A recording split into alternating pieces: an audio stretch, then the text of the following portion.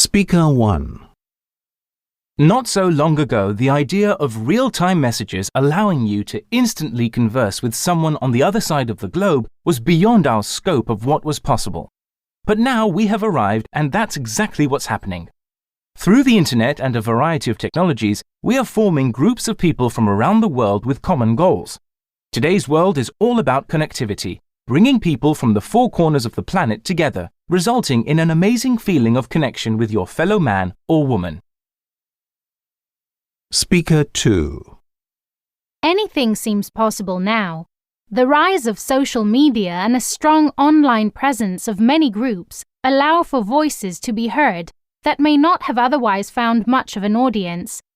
Online activists and campaigners finally have a platform to communicate their causes.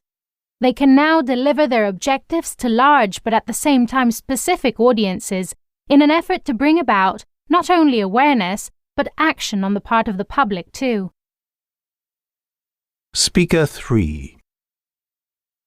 Digital environments responding to our every command.